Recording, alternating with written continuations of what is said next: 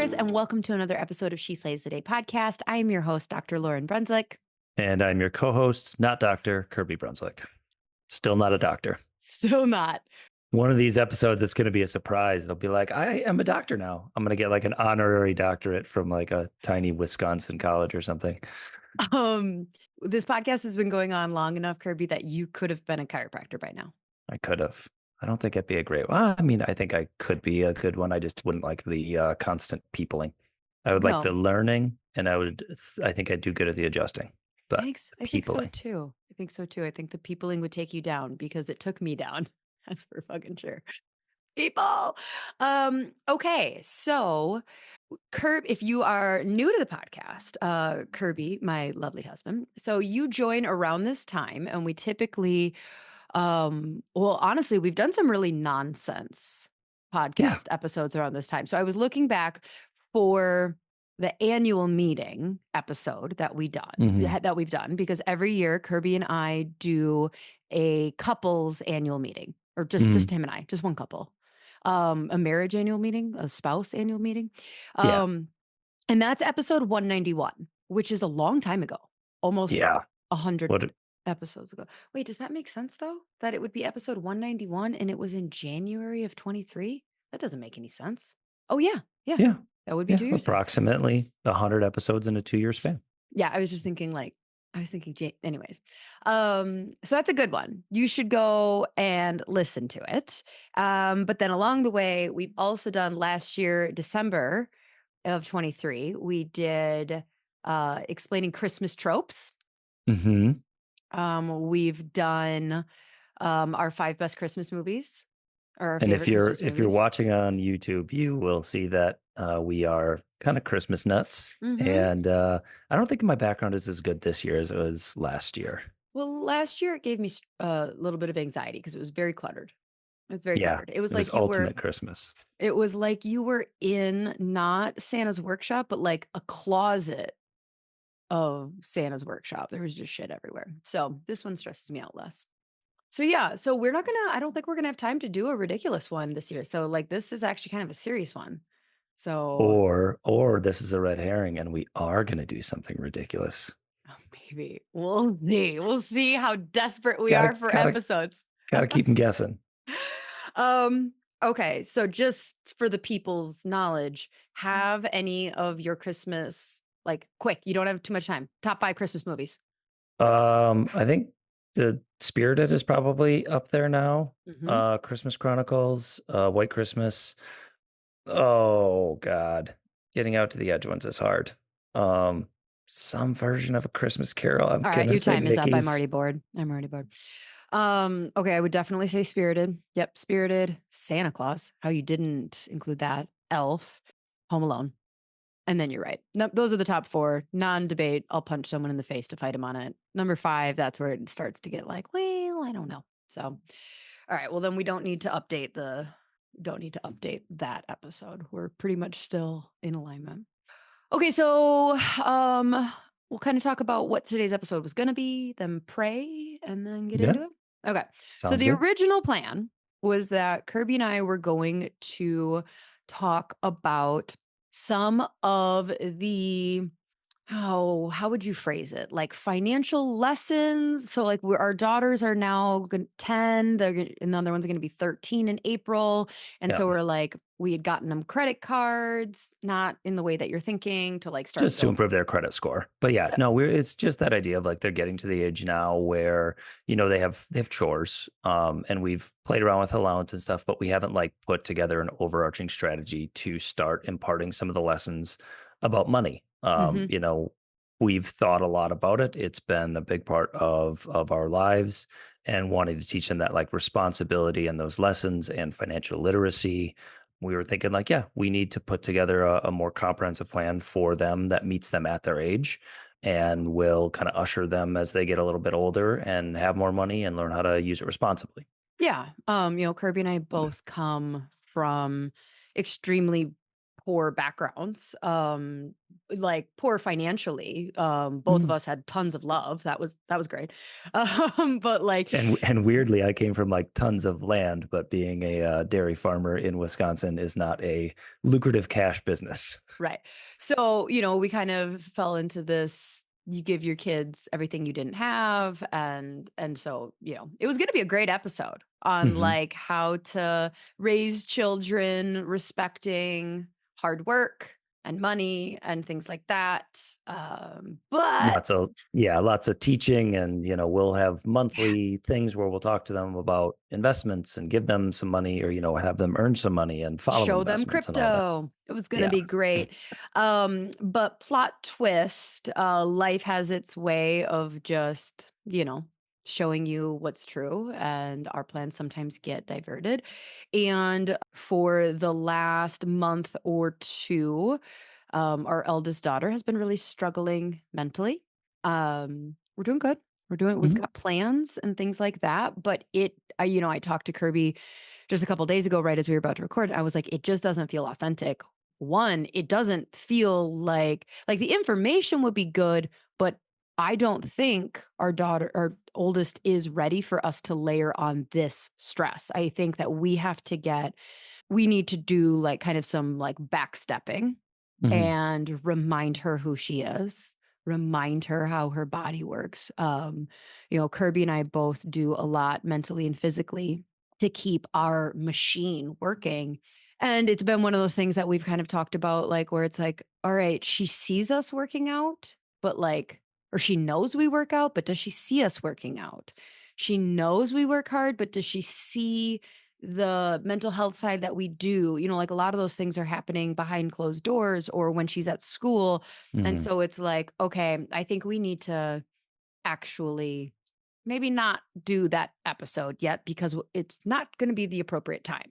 So we're going to do a different episode. And this episode is more along the lines of the three integral hires that we made in 2024 and the 1, 2, 3, 5 integral hires we are making in 2025. I mean, we're actually like We're making them. making them in 2024, but We're making for them a right good now 2020. for setting ourselves up for 2025. So we will not spend forever going through all eight. I feel like anytime I list like things, people are like, oh my God, they're going to spend 20 minutes talking about each. And we're not going to do that.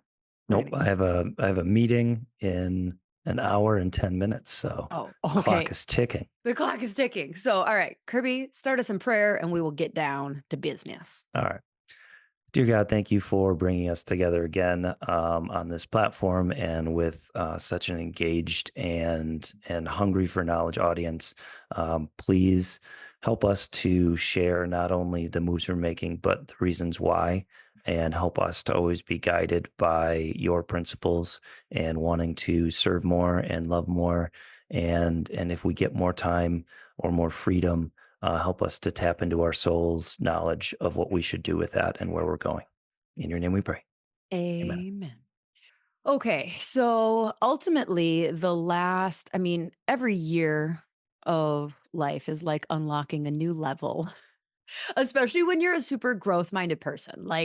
You know, so I don't feel behind in any of this. Like maybe some of these moves could have, should have, yada, yada happened Yeah, I think there's earlier. some yeah, I think there's something tricky with that thinking is a lot of times like if you make a move and it turns out to be good and you go like, "Oh man, I wish I would have done this 10 years ago." Like, yep, absolutely true. But at the same time, like we wouldn't have the certainty or the lessons learned, like mistakes Hmm. along the way to go like, okay, now I am certain. Cause like you could have made some of these moves 10 years ago and right now been going like, yeah, things are pretty good. But what if we would have done some of that on our own? Like, did we waste, you're Hmm. always gonna second guess. And between you and I, not to brag, we are extremely skilled. Mm. Kirby's got a finance and marketing degree and pretty much can figure out anything. Everything Like, is figure outable. yeah, yeah. And so when it comes to things like investing and taxes and, honestly just managing our entire wealth portfolio and a lot of those things, and then also very techy. So like the AI, the videography, all of that stuff, were things that Kirby has learned, either has a degree in or learned over time and is Mhm. quite good. And then, I'm a whole nother level of awesome. But like up until now, we've gotten to a really good point financially Mhm. and like, but it's with a gazillion spinning plates. Yes. And, when I came to Kirby in Colombia this year and told him my vision for She Slays and the impact that I want to have with it, I almost made him cry because with 5Xing that impact, I think that, it's kind of that, are you scaling or are you multiplying? And I Mm. think I've done a better job of scaling. Kirby's done a really good job of multiplying. Like I come up with a thing and I'm a hella good delegator and Kirby is in my direct line of delegation. And so it's just like I have a thing and I throw it to Kirby and I have a thing and I throw it to Kirby and he's just over here, collapsing a little bit. And so when I said like, we're going bigger, we're going broader, we're going better, he didn't actually cry. Um, but I think in your mind, you just Yeah. saw mountains of work and it really created a good, I don't want to put words in your mouth, but I feel like it opened up a conversation that we were due for of what does success look like? And for me, it's been very clear that like at this point, my version of success is I like working. And when we look at what does it look like for both of us as like a family unit, the idea isn't that we would both be working 60 hours a week and that Kirby would have more freedom, like Mhm. kind of be more like part time. Yeah, yeah, and I mean, especially like the things that excite you, and I love being kind of part of the She Slays universe. Like, I like being involved in the coaching and content creation. But when it comes to like, let's do exactly this, bigger, wider, broader. Yeah, the requirement that would take of both of us, and that would pull us back from our family, doesn't ignite me in the same way that it does you. And also, like, as as a classic nine, like trying to figure out what I actually do want and what I actually do feel takes time and space. It's time and And I space. Yep. and I know that if I sign on and say, like, yes, we are both going to give absolutely everything we have towards this vision, then there's a long-term healthy probability that there's going to be resentment in there, because I know I will not have time or space to figure Right. out what the hell it is I want. Right. So marriage first. But also just so you know, none of the people we're talking about that we've hired are really specific to the social media or like the She Slays thing. So if you're a Chiro or doc listening and you're like, oh, this won't pertain. Yes, it does. Oh We're just no, kind of this giving is you yeah. the backstory of how we're continuing to really make decisions in life based on our core values as a marriage. And yeah, that's it. Like freedom Mhm. is, so I guess we'll start with 2024. So our three hires in 2024. Number one was coaching for us Yes. personally. So like Kirby and I both go to therapy. Well, Mhm. you stopped. You like graduated from therapy? What? Yeah, I'm fixed and I have no more problems, and I haven't had Right. any issues. No, I, No, I still I still have her number, and I think I'll check in every once in a while. but when it comes to coaching, how do I say this without when you become a coach, when you start coaching others, your arena of people that you look to, like when you're looking for a coach, you're always looking to someone who has done more than you in a Mhm. better way than you. Mhm. And Yeah. so that arena gets smaller and smaller. And you can be fooled to think when you start coaching people that you don't need coaching anymore. And that's really asinine. Like Brendan Bouchard at the Kajabi conference, like he's a coach for Ed Milet. like, so it's like, so we kind of, it wasn't that I don't think it was that we had gotten to a place where we didn't think we needed coaching. It was just like we were busy and didn't really realize the void not having a coach that was created. Yeah, and I honestly, I think there's a distinction. I'm sure some masterminds run in different ways, or accountability groups. Like, we're both part of accountability groups as well. Mhm. And I like those, but the distinction for us that worked better, I think, with a coach is one, it was someone who we weren't there's no back and forth. Like in a UAC or like if we're part of an accountability group, there is like I'll help you with your problem, you help me with mine. And I love that creative, collaborative problem solving. But distinction for me of a coach with like monthly meetings is like they take in all of our stuff and our many businesses and our problems, and they keep us focused on that. Like there's no distraction in those meetings. It's like, here's what we talked about last time. How are you doing on that? I wanted to ask you this question. And we just really drill down for, a couple hours a month. And it gives us that accountability directly to that person. And it gives us that overarching view. Because we didn't go to a coach to go like, just help us with our chiropractic business, which he has a ton, but he also is keeping things in mind of all the plates we have spinning, all the different arenas we're playing in. Right.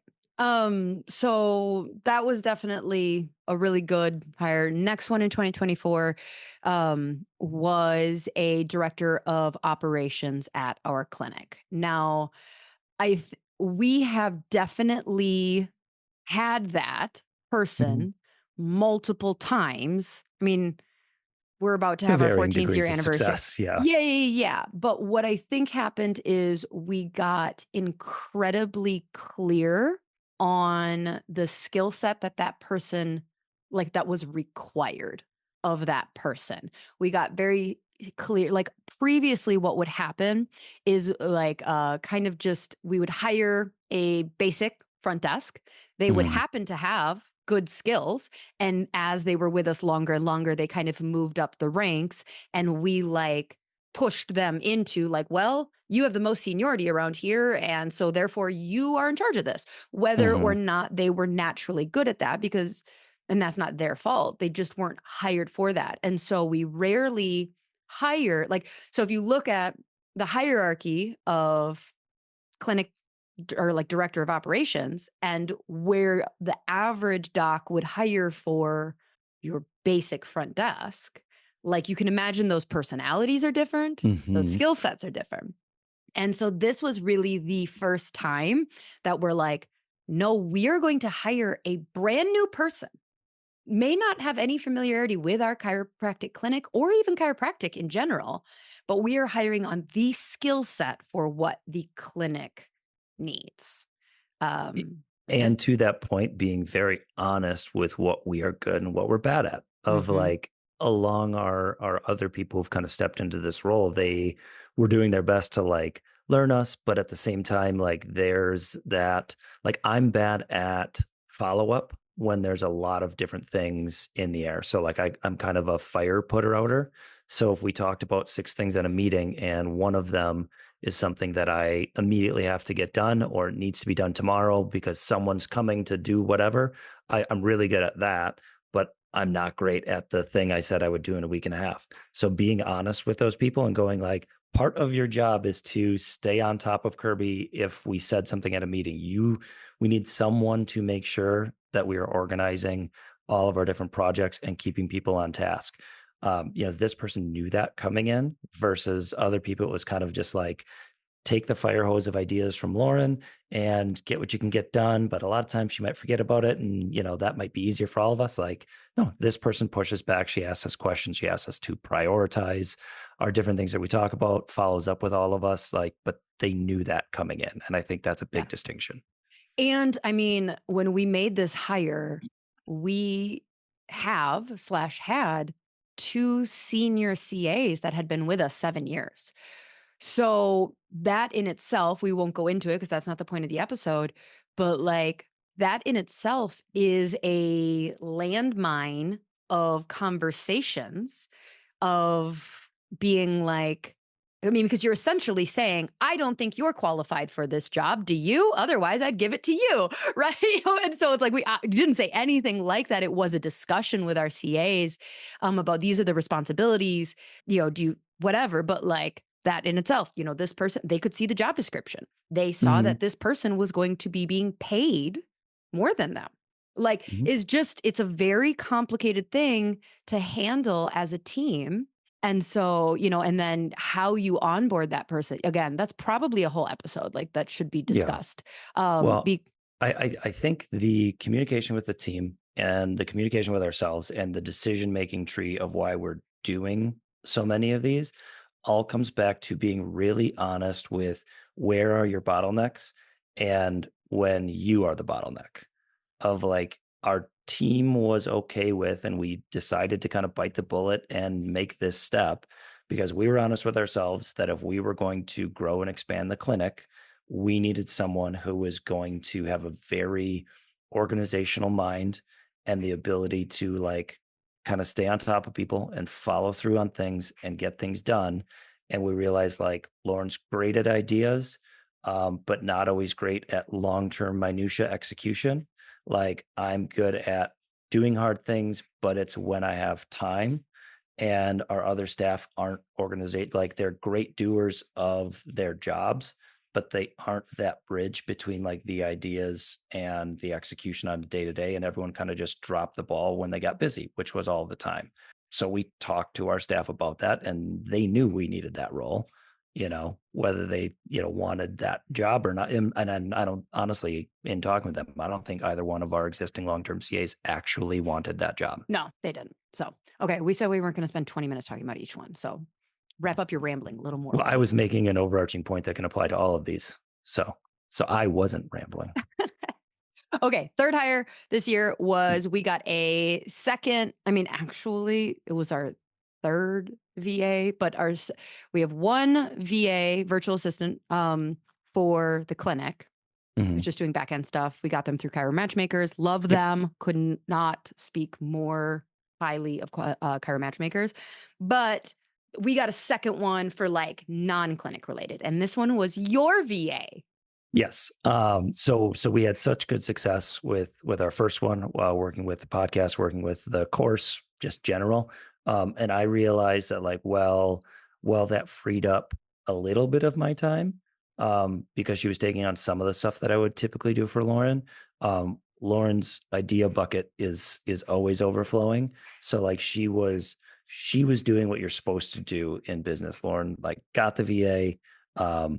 Simplified some things for herself, but then saw the potential and started to do new and better things with her VA. So I still had all of my, back end work to do for the clinic, for the properties, you know, and just some stuff that takes up time, like managing the properties and physically doing some of that stuff. So I was still super, super busy. And I was the bottleneck. We were getting behind on things. I wasn't doing as good of job following up with people, helping Lauren on stuff with the clinic. So I realized like if I had a VA too, I could get a little bit of breathing room and not get so feeling like things were stopping because of my busyness. Right. Onboarding a VA as a whole, I'm like wrote that down. I'm like, okay, so here's a second episode we need to do is Hmm. finding a VA and onboarding because like honestly, one of the things is once that VA was going for us, and just so you guys know, so there's like there's a couple, there's a million different companies that you can Hmm. hire a VA through. Some of them are stateside based and fantastic. I think they're like $40, like Bally Yeah, I VAs don't know the pricing through of Michael all. Hyatt. I think they're like $40 an hour. Yep. Damn. Yep, they're expensive. Or maybe it was 25, but, like, in my head, it was just like, "That's a lot." Okay, it was a lot when you Yeah. added up, like, how maybe it was like 40,000 a year, and so but there's a gazillion companies that, you can get VAs from the Philippines, Honduras, et cetera, et cetera, et cetera, and so when we realized, so we have one, we both of ours are from the Philippines, and it's about $1,000 a month. When you start to go like, okay, wait a minute, they're incredibly happy, and the amount of output that I can get for $12,000 a year, it really made that second VA decision of like, yes, yes. We Yeah. saw like, oh wow, like this person, if I pay 10 to 12,000 a year, I get this much time back, and and Mhm. this much And now, productivity. and I promise I won't go down this side thing, but Okay. now we are training with our VAs to become like superstars with AI. So like that value is going to explode. Like it's going to be awesome. Shout out to Callan Faulkner. At this point, Hmm. Kirby is doing her advanced AI class. So she kind of has one for chiropractors, and then she has an advanced one that Kirby's doing, and it is mind blowing. And I was already playing pretty heavily Oh in yeah, this that's world, yeah. but the stretches that she's taking me to and like what is possible is bonkers. Yeah. Okay, so we're into the 5 hires we're making for 2025. 5X life. Whoa, whoa, whoa. Okay, so there's 2 that are specific to the clinics, Blue Hills Hmm. Chiropractic Clinic. So one is a new bookkeeper. So sexy. Exciting stuff. I So don't okay, I'm fun. not gonna lie, I don't even know what bookkeeping is. Who was doing this for the last 14 years of my practice? This is one of those things where, like, if you've ever like done an onboarding meeting and you see other people, like your CAs or your like, clinic director getting all excited, you're like, oh, this would make your life easier. So we were at Cairo WealthCon and this guy, this random guy, no, Josiah Fitzsimmons was there as a speaker, and Lucro was a platinum sponsor at Cairo WealthCon. And then I was like, all right, Lucro, bookkeeping, boring. And so Josiah went up on stage. First of all, the guy runs a seven and a half Unbelievable. Yeah, million I think he's dollar clinic. I think he's got like 20 employees, but it's like 1,800 square feet, or maybe they've gone up to like 2,500. It's and bonkers. and in Iowa. So it's not like Yeah, he's no, New York City chiropractor to the stars, like getting $10,000 in adjustment or something. no. Like, no, he's doing this an adjustment at a time with a great team. Yeah.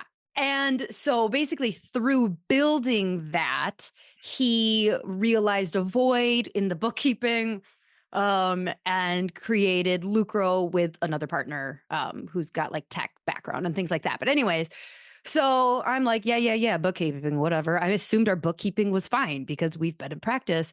And as he was talking about what Lucro was capable of, Kirby's eyes were like starting to bug out of his head. And then when he said the price, and he's like, oh my God, we have to. So we did this follow up. We're on board. Why? So we're doing Lucro, and apparently it's going to help. Yeah. So the biggest thing, so I'll like let you explain. the theme that all of this comes back to is like realizing that like could we figure out how to do some of the stuff that Lucro does? Yes, with complicated spreadsheets. Like one of the biggest things that I'm excited about is as small business owners, chiropractors, if they're smart about taxes, are doing a lot of things to, make sure their tax burden is as small as possible. And a good CPA will tell you this of like, okay, if you have a ton of taxes to be paid, and it's near the end of the year, and it's like, maybe you should buy a vehicle because we can write down a ton of that depreciation. You make it a company vehicle. Maybe you should pre-buy certain things at the end of the year that you're going to use next year, or book trips or whatever. The problem with that is then when you go to look at your books, when you try to run your numbers, when you're looking at your, cost per adjustment to see how efficiently your business is running, you have all this stuff mixed in there. Hmm. If you're paying your kids, like, yes, those are legitimate expenses, as far as the IRS is concerned. And obviously you documented all that and your kids actually did the Your work. children absolutely did. What, 12.5?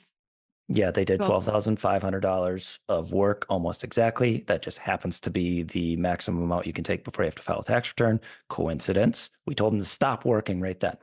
Anyway, you do all those things from a tax strategy perspective, but then when you go to analyze your clinic or you're reviewing numbers with your team of like how are we doing, you don't really get a real sense of how healthy your business is. Like, obviously, you can back those out in a spreadsheet, which I've done at certain points, annual meetings, whatever. I'll be like, okay, I took that stuff out. Here's the real health.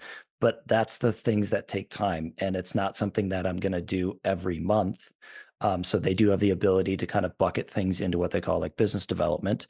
Another huge thing for me is since they have so many chiropractic clinics using the same software, it's they allow you to go like, okay, you're spending 4% of your marketing or of your revenue on marketing. The clinics that we see growing and the clinics that are doing the best are actually spending 12%. or like, okay, your payroll is, 60% relative to revenue. Like we're seeing the best performing clinics don't have more people. They actually have less people. Mhm. But like you can look at those levers and look at, I think they call it the perfect P&L, to go like, okay, where is something that we should dive more into? And maybe you go like, okay, we have a unique scenario, but at least you have, it's that like strategic guidance from executives when we go and say like, okay, what are we focusing on this quarter? And we go like, gosh, I don't know. This gives us, like, okay, here's 3 or 4 areas where you're outside of what we would consider the gold standard. And those might be places to start looking. Yeah. So when Josiah took the stage and he was showing kind of the dashboard of like the cool like graphs and stats that Lucro keeps, people were getting excited. And then somebody said like, and then he said how much it was, which is like $400 a month. Yeah, I think it's like 450 or something like that. Yeah. Um, and the audience like audibly not grumbled. Somebody literally asked, "Why is it so affordable?" Like that's one of the funniest things where you are just delivering value. Where I think I did this with like my shockwave thing, where I was like, "Explain yourself. Why? Why is it?" And so in that room full of Kairos, like I don't even know what percentage of them. It was something crazy. Like at least 25% of the room like signed up. And if you're Yeah. like, well, why haven't I heard of them if they're this good? Because they're literally just came on the scene in 2024. Yeah, Um, so that's the other thing I'm excited about is I think it's going to be a ever-changing product. And I think, given what Josiah's done with his clinic and, that he has Adam on board who has deep financial knowledge, I just think they're going to keep growing and being yeah, on the ground floor. We get to hopefully suggest changes or, features and stuff we'd like to see. So yeah. Okay. Next for the clinic is a Facebook ad agency. Now, this is not like super innovative. beyond The Facebook, I concept think of it. Google as well, and Oh, ad okay. agency. Okay. Sorry. So we've hired on Contente. They also were a sponsor at Cairo WealthCon, which now I'm realizing like, all right, this wasn't like a shout out to Cairo WealthCon or anything like I that. It mean, was we just didn't like, well, it's not we like we did went hand around. select our sponsors. Like we did Yeah. not like we really hand selected people who were doing interesting things. But the idea of having an ad agency is not like, oh wow, Lauren and Kirby. Some could go like, are you a little behind the eight ball? This is something that Kirby was doing. Yeah. Like this was just Kirby is good at video editing and AI, and he was managing our Facebook ads. Yeah. And Yeah. like could give an entire I mean, I think we have a talk somewhere where you're talking about like cost per click and all of that. Like it's Yeah, just and time to like I have delegate the it. chats with the experts on Google side and on Facebook side and work with that and try to optimize. Again, I think this kind of comes down to that bottleneck thing that we realized of we were having meetings every month to go like, okay, what are we focusing on next month? What ads are we doing? And then I would go like, okay, if I had the energy, I would go, okay, I need you guys to write a script because say it's on something that like I'm not versed in. If it's about like exactly how shockwave works, like I'm not the one to write that. So I wanted the doctors to write the script and then I needed them to film the face to camera. Or I would come in if we're going to do it real fancy and I would shoot it for them. Then I would go and edit and bring in outside clips. And then I would do the targeting on Facebook and Google. So like, yeah, we can do it and we've had successful ads and we've had stuff that's worked. It's that consistency and that staying on top of it that we weren't doing. And that's kind of what I'm excited for is the big why go to Blue Hills Chiropractic ad that they will again, and this kind of crosses over that same idea as with Lucros. They have a lot of clients. They don't duplicate clients in any single market, but they do learn the lessons People are going to from the ask, did we say who it was? The company's name is Contente. Contente. We'll have Oh, a sorry. link for him below too. But yeah. Yeah. So it's that idea of like instead of me throwing stuff against the wall to see what sticks every month, if I have the energy, if the docs actually follow through and don't get busy or distracted and like remember to film it, um, there will be this ad that they're helping us create and they're helping us target and this is the big one. They're the ones following up on Mhm. to keep tweaking it because a lot of times Yeah, we if they're like like this ad isn't performing well, they're seeing that and they're suggesting the tweaks because they have a couple hundred different chiropractic clinics and they're more nervous system based too. That Mhm. so they can go like, okay, this ad isn't performing well. Here's the like suggested thing. And this isn't the first ad agency that we've met with. Like kind of the third. Yeah, we've The met with some ones that were a lot more expensive. Yeah, Like, and or I had, don't like, wanna reveal year-long. their No, pricing, no, that's not our and, like, or they had, like, a year-long contract, and, I think anybody in business, or not everybody, but a lot of people in business are like, "Yeah, but what if that doesn't work for my market?" Like, we're Mhm. a tiny town. We weren't like, we'd already been doing a lot of advertising, and so we were really put off by some of the other companies that were like, "Nope, you have to do it for a year," and we're like, "That's, like, Especially because we know some of the $60,000." limitations. So many marketing companies, I don't know if they've played in enough small towns to know, like, when they go like, "Oh, well, we're gonna target 36-year-old teachers who went to Starbucks," and it's like, "You mean the 4 people who meet that in Rice Lake? You can't run that ad." Yeah. So I'm really excited about Contente. And again, like, even though they were sponsors at Cairo WealthCon, you guys hear our ads. Like, neither Lucro Yep. or Contente are current sponsors of the podcast. So they're just honestly companies. And I kind of debated on whether or not we even say their names, but I knew that once we talked about them, People are gonna people were just ask gonna you. DM me anyways. So there you go. Like, full honesty, like, we're letting you guys in on where we're at. Like, we have Hmm. not like, we're having an onboarding call with Lucro, a half hour after this, and we are in the process of getting all the content ready to onboard with Contente. So Yeah. this is just exciting things that it's more about the process of us realizing these are areas where we could be doing more. And the reason we're not is because we don't have the time or energy or focus on these things. So we're just kind of sharing, like, yes, we are bringing in help with this and we expect a positive ROI, or at least we're trying something to learn lessons. So, Okay.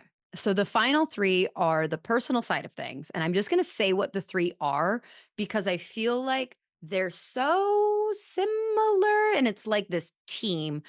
mhm. So we're bringing on, or we're hiring an estate attorney, sexy, a financial advisor, which Kirby, you guys, he do you know how much I had to drag this man into doing that because his very high expectations of financial advisors. Try not to, like, bash Edward Jones in your process of, okay, because some of Good our premises. some of our listeners are married to financial advisors that I know you disagree with. That, okay. Anyways, and then the third one is a tax strategist officially. Mhm. Okay. So those are the final three. And we'll kind of talk about, like, why we chose them at this point. So a state attorney. Ooh. Let's Oh, you don't want to start go. with that one. Fine. No. Fine. So what I'm thinking is, and when what's helping me change and be more accepting of the financial advisor thing is the type of financial advisor that we are scheduling our first meeting with in a couple weeks. Yep. Um, I mean, we've heard is him speak, and he is definitely a trusted person by many, many people that we highly trust. Yep, and I like, and the thing that kinda tipped me over is when, hearing him speak and chatting with him afterwards, is the overarching picture of how he views finances, and that's where these other things kind of come in, of most financial advisors that I'd thought of, or, talked to or researched, were very focused on just the investment side, just the, you put your money in and it goes into some retirement account, or even insurance contract or whatever, but they didn't paint as holistic of a picture of finances. So when we heard our potential future financial advisor talk, he really talked about, like, there's the making money, there's the keeping your money, and there's, like, how you spend it and how protected it is for a lot of different long-term scenarios. So we've been pretty good at the investing side. Our net worth is always growing. We are diversified. There's money in Yeah, crypto, again, yeah, blah, blah, like blah. Kirby, yes, we have yeah, you have that finance background. I mean, Kirby's doing a self-directed IRA, like, he's definitely managing Yeah. our wealth. Great. Yeah, Good job, man. it's not like we're the people going like, "Oh my god, like, I didn't realize I was supposed to be putting money away." Like, we've got a lot of different buckets. But one of the things I, like, probably haven't done a good enough job in is the insurance side. Like, as we make more and more, if something were to happen to one of us, there might be a big payout. It might be like, oh, $2 million if one of us dies, but is that even enough to make up for the loss of one of us. Like as we grow and make more, it's really not. And in addition to that, like we don't have our stuff in any one singular place as we, like I did a good job of getting some of the stuff together and then we diversify and go into something else. If something happened to me, Lauren would still have the who has my money problem. And then just the protection side on as this financial advisor was talking, I realized like we probably don't have the right protections in place from a legal basis of like there's the something happens to us bad side, and then there's the someone slips and falls at the clinic or at the Airbnb and starts suing us, and what is separated from and what contracts do we have in place, and what would stop them from going after us in all of these different realms. If we got audited, like would our businesses stand apart enough that they couldn't go from one to the other? And I think we're doing a decent job, but as we have more, there's more to lose. And it's starting to get to the point of like, okay, I'm pretty good at research and me and ChatGPT can get pretty far. But I don't have those assurances as much as I would like. So like having a financial advisor that will guide us through those things and work with the rest of the team that we're talking about of like So is the attorneys. estate attorney is that next level you were talking about then Yeah. of So like that's that of protection? like, yeah. So like that's why I want to start with financial advisors, working with someone who has your overall like economy of view. How do we make sure that like this won't, go up in flames? Okay. Do you have this in place? Do you have a trust? Do you have your will ready to go? All of those things. Are your businesses properly structured, and do they have enough separation between them so that one bad event in one LLC does not cascade across all of your financial portfolio? So like that's where then the attorneys come in, and that's the next one of like having a trust. Not so much. I've heard wild things of like people who I have think there's different kinds of trusts. I yes, there's think there's many different like kinds of trusts. I think that there's some trusts that were a tax strategy that right now I have on good authority from uh I don't know, I don't want to say her name, but like a tax CPA Hmm. that like, oh yeah, I know like exactly what you're talking about. And those people are currently being audited and some of them are actively in jail because so there's a whole Yeah. different thing, just so you know, if you've heard like, ooh, I've heard trust is a like some of them are simple and good, and some were very complicated and illegal, apparently. Yes. So no, the kind of trust that we want to set up is figuring out um, how to get all of our assets, both personal and our business, in places that are protected. That if something did happen to both of us, things would stay intact and be smoothly passed along to our children.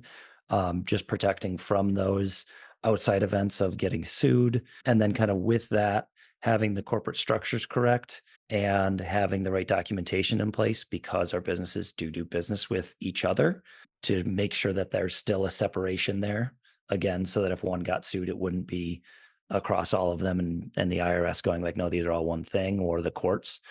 So though getting those like the securities in place for that it'll never happen moment, because if it does happen, even if it's 1 in 100 chance that we would get like sued for beyond our insurance limits, that one time it does happen, like I don't want it to ruin everything that we've built up. There's also This just is have yeah, Yeah, sorry, go go ahead. ahead. No, it's okay. I was just gonna say, like, you know, these are the these are the next stages of like there are these certain buzzwords that people really love hearing, so tax strategy is one. Anytime Mhm. I post content on tax strategy, I have got DMs like "Da, da, da, da."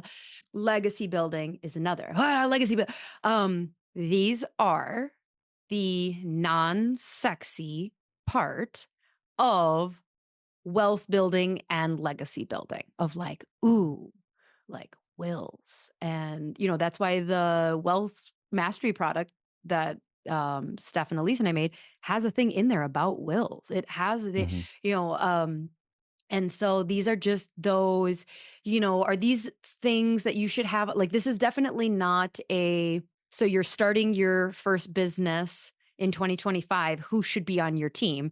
This isn't that conversation. Um, Yeah.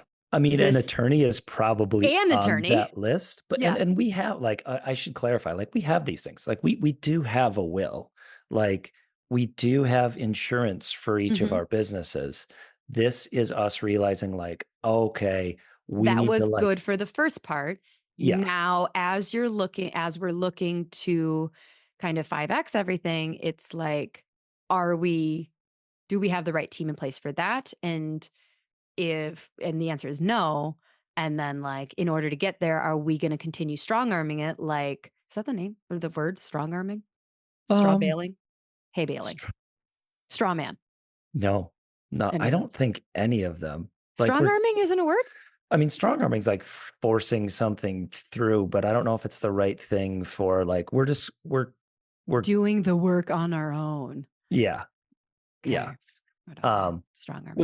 which I mean, that it kind of goes into the tax strategist CPA thing of like again, we have a CPA Oh, that we've been strategizing the shit out of it. And like, I like our CPA. yeah, and she's had some good ideas for us, and she's kind of guided us when she's encouraged us to push the line at times, and The reason I think we have stayed with her as long is she's open minded. We like yes, her approach. So when Kirby brings ideas, she's like, yeah, yeah, she's let's not freaking do that. automatically no, but she Some will of warn me y'all against need ones that are to, like, yeah, yeah, some of y'all may not be ready for a tax strategist, but you need a new CPA because you're like, hey, I heard a podcast on the Augusta rule. And they're like, no, no. Like, if your CPA is immediate thing is saying no, they're working for the IRS, not you. So, yeah. so it's time Um, to. so yeah, so like we realized like our CPA is willing to explore things when we bring them to her, and every once in a while she'll have something for us. But realizing that like this year's a good example. We met in November and realized that we were October. gonna have or October, sorry, that we were gonna have a larger than expected tax burden. And her and I sat and tried to figure things out. I But only half show up to this meeting by it's just so you guys know, like this is one of those things that I've delegated a lot in life, and it's not Kirby's fault. He's incredible, but like I only show up to this meeting. I don't respond to any emails. Like I don't do any shit for this all year long, and so I show up to this like annual tax meeting, and I am just watching them be like our accountant be like, oh man, I'm really uncomfortable with this amount that you guys they say you have to pay in. Huh? How can we reduce that? And Kirby and her like spitballing fucking ideas. And I am just sitting there like steam coming out of my ears, being like, how did you two not see that I was gonna like how did nobody see this was going to be a problem? And next year it's going to be a bigger problem. Like we have a problem here, people. I was so mad. Not at you, love. Not at her either. Just like at the like, okay, it's time. Like it's there's these moments in time where you're like, oh, it's time for us to up level. Well, and again, kind of with this is realizing where our shortcomings are, where my shortcomings are, of like if if I would have asked her for this meeting 3 or 4 months before, she would have been like, "Okay, I need you to get your books for your other It's all back 3 to or 4 bookkeeping. LLCs done." So like BHC, fairly on top of it. But for like all the other business, like everything would need to get done. So like we need someone who's going to, at a minimum, keep me accountable so that we can have quarterly or biannual tax strategy meetings where they come with suggestions that we actually have time to implement. We kind of got in this loop, which was from us just doing it on our own and doing our best. And then like October would come, and then I would panic and spend an entire week catching up the books on all of our different businesses. And then we go into a meeting and we go like, what can we do with the remaining, you know, 6 to 8 weeks of the year? And it's like, well, if you have $60,000 to move around, you can pay this and you can do that. And it's like sometimes you don't have that cash Oh handy, yeah, I and think it's too late. any of the like it's that funny funny, it's hilarious that moment where your accountant's like, "Congratulations. You were extremely profitable this year. You owe the IRS 80,000." And then that's where tax strategy comes in. Of like, "But do I?" And so a lot of that strategy requires that you have money to move. So it's like, "Okay, well you could not pay them, but then you have to pay your children, a combined $24,000." you have to have 24,000. And sometimes what happens as a business owner, you're like, wait, the IRS says I have $80,000 to give them. I don't have $80,000 to give them. And to get out of that, you have to give 24,000 over here. Or this is why a lot of people end up, I finally realize now why car commercials, why all these fancy ass businessmen are giving their wives Lexuses for Christmas is because the depreciation and what is it, 179? Or whatever, I like, forget the code thing, but yeah, I I think think this year you can only write off like 60% of the car in year one, but there was a couple of years where I think you could write off 100% of the car as long yeah. as it was over 6,000 And pounds. so, Like, you buy an $80,000 car, but you're not giving the dealership 80,000. You're on it like, so it's just like, oh, I get it. Anyways, that's a loophole. You get in, and we're hiring someone now that I can come in and be like, listen, Bala, I'm gonna wear my like fur, I'm gonna like really encapsulate like New Jersey gangster for this. I'm gonna be like, I'm gonna make $6 million next year. Plan for it accordingly. And Kirby's gonna be like, okay, well, that would be nice. Let's have a real strategy meeting. Bitch, yeah, I mean, plan. I wish you could take this stuff over, but you not having the knowledge of the back end of our stuff would make it, you would be like, yes, I agree. Let's buy that. And I'd be like, no, no, no, no, no. Hold on. We actually don't Do have it. that cash flow right now. Do it. Okay. So anyway, so we made it through. Those Mhm. that's everybody that we got. I just, I'm always like I feel like anytime that we share our like where we're at, like did I just turn 38 or 37? I'm 38 or 37. I was born in 86, 24, 38. Mhm. I Oh think my you're God. 38. Yeah. I think I'm 38 because you're turning Yeah. 40. Yep. This is our chapter 25. And if you're listening to this and you're in your chapter 3 of your career, like this is supposed to be aspirational, inspirational, and helpful, like Mhm. depending on what level you're at. And so, And like like, different skill, like I always say, like what's your time situation, your money situation, and your skill set situation. So like we took on so much of this stuff because we had overlapping skill set and time that allowed us to do it. So like I'm not saying fire your bookkeeper if your husband or your CPA, if your husband is a licensed CPA and bookkeeper and you guys just have one business and he's doing a great job. but if the I'm not plan is as you grow that he's going to cut back and wants, more freedom also, then maybe it is time to, like that's no. that's kind of the thing of like the goal. So these may not be people that you're looking to hire, but remembering the direction you're going as a couple and, at your life and like if freedom is one of those core values, looking at how you're gonna move towards creating that. Mhm. Um, and then yeah, just looking at the ROI on wherever your bottlenecks are. If it's like, oh, we're saving, we're not paying a marketing company to run ads. But if you go like keep saying, but then we'll run ads next month, we'll run ads next month. Like, how much is it costing you to not do some of this stuff, especially where there are direct ROIs like marketing of like, okay, if you're paying them X and they're bringing in an extra 5 new patients per month, and that more than pays for them, and a patient has a lifetime value of $3,000, like, then you just keep that flywheel going. Yep. So look at what you're missing out by not taking some of these steps. Absolutely. The cost of inaction. Mhm. Okay, so we will have Lucro and Contente's links below. The financial advisor, I don't know if he is taking new clients, but he is possibly going to be speaking at the live event in for the multi passionate chiropreneur in April. So make sure you're on that wait list because we're going to start onboarding right after Christmas for the multi passionate Mhm. chiropreneur. Tax strategist, same thing. Like they weren't actually taking clients, and we got in on one. If you are looking for a tax strategist, Barbara Shreehands was just at Cairo WealthCon. She's been on the podcast. I know they are taking clients, and she's freaking phenomenal. Yeah. Phenomenal. We just went with somebody more local. And then same with the state attorney. Like, I don't think that they're taking clients. So it's not that we're not giving you names. It's just like, oh, not relevant to you. So we'll have those things Yep. below. Um, yeah. All right. Well, Merry Christmas, Kirby. Merry Christmas. Until next week, She Slayers. Bye. Bye.